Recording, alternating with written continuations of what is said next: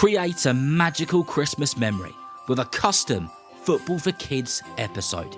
Imagine the joy on the face of the receiver when they hear an episode about them. I will craft a unique episode all about them with the same care and creativity as I have with Lionel Messi and Cristiano Ronaldo. There are just a limited amount of these available, so if you want to get yours in time for the big day, then head to www.footballforkidspodcast.com.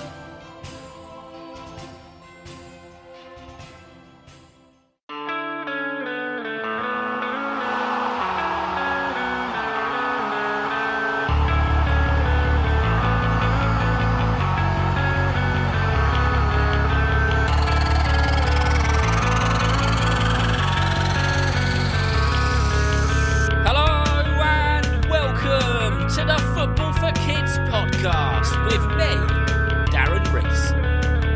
In this episode, we're going to be talking about a Spanish and Real Madrid legend, a player who has been called one of the greatest defenders of all time, a player who was not only no nonsense with his tackling and his strength, but a very good footballer overall, with a near perfect vision and also an amazing set piece taker too. Of course, in this two-part episode, we're going to be talking about the legendary Sergio Ramos.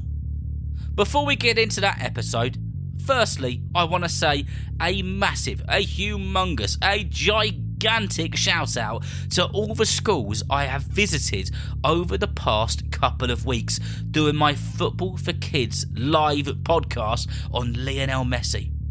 I hope everyone who watched the live podcast on Lionel Messi enjoyed it. And most importantly, I hope that you were inspired by the story and his journey.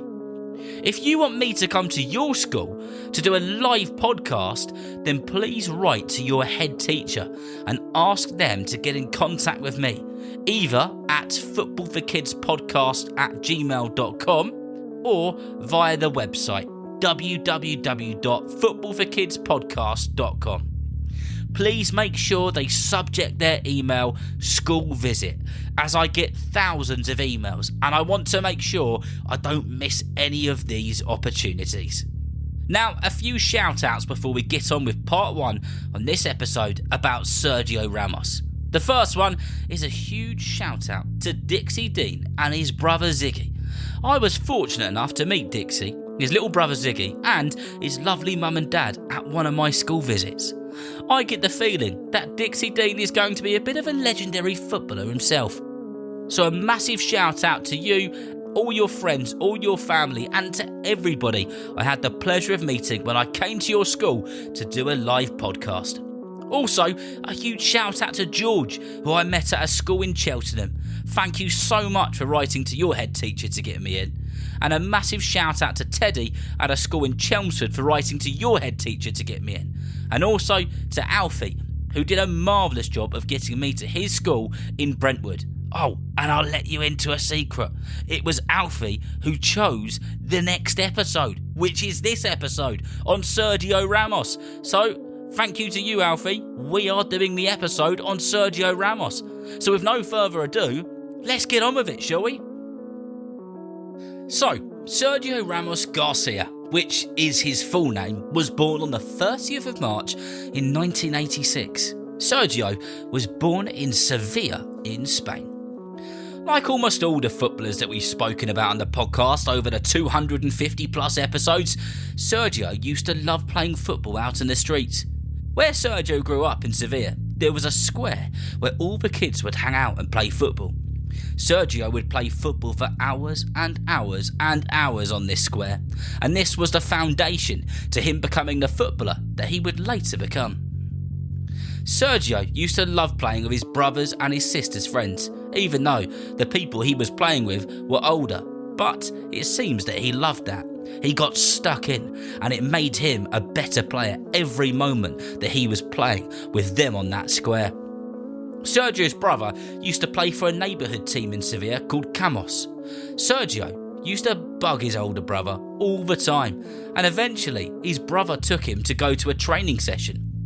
He was only 6 years old, and he had to be at least 8 years old to play with the team. Sergio didn't have any football boots, and one of the other lads there had a spare pair which he lent to Sergio so he could join in on the training sessions. That kind gesture has been something which has lived with him ever since, and we can all learn from stuff like that. At first, Sergio was just training with the team, as he wasn't old enough and they were all bigger than him. But after a few weeks, the coach could see how good he was. He was getting stuck into tackles more and more than any other player in fact. He was as strong as the other kids, and if not, probably stronger. So he ended up playing in the team and was taking on kids that were a lot bigger than him, and obviously older than him too. He loved it, and not only that, it just made him better. After around 8 months of playing with the neighbourhood team, Sergio was making some serious noise across Spain. The Spanish scouts of the footballing world were hearing all about him. Word was out there was this youngster playing in a team 2 years older than him, and he was making a real difference. He was changing the game. He was making forwards nervous when they ran towards him and his goal. This was when the top Spanish side, Sevilla, came knocking. Sergio remembers it well when he heard about this. He was in the car with his dad. They were on a journey, chatting away, and his dad told him that there was a little club called Sevilla, which obviously wasn't a little club, and they had called and they wanted Sergio Ramos to go for a trial with them. He was probably the most excited he's ever been in his entire life. His dad then told him, "You need to calm down, Sergio. You need to relax and just play football like you normally do, because that is what has got you noticed. Don't try and do any more. Don't do anything fancy. Just be you." So the day came. Sergio Ramos went for a training session trial at Sevilla. The Sevilla coaching squad set up a new game, and Sergio immediately stood out. He was lively, he was confident but not cocky, and that is so very important. He showed amazing leadership skills and showed what a talent he was. The coaching staff asked his dad if he could keep coming back to training, and of course they agreed to do so. Ramos was one delighted little man. So eventually Sergio Ramos joined Sevilla properly. He was officially a Sevilla player by the age of 6 years old. Yes, you heard me right, 6 years old. And it wasn't long before he was rocking the captain's armband. If we just stop for a moment to think about how he ended up there, it's not only because he was good at football, but it's because he had a deep passion for the game. And he really importantly showed how much he wanted it. From bugging his brother to stepping up at every training session and giving it 110%. There's definitely something to learn from that. If you play for a football team or you're going on a trial somewhere, make sure you show those people how much you want it, how much you want to be on that pitch, how much you want to be making a difference, because it will go a long way. Sergio Ramos ended up spending many years with the youth team, and eventually he became a first team regular playing in the top flight of Spanish football, La Liga. So, from 6 years old and bugging his brother like mad to play in his football team, to ending up playing for a top club like Sevilla. He was at this club when he got his first call up to represent his country of Spain. A huge privilege for any player to play for their country, and Ramos was doing this at 15 years old. Spain had an unbelievable little footballer on their hands. And I think that's a good place to leave part 1 and the story of Sergio Ramos, as next he'd be joining the biggest club in the world, which is of course Real Madrid.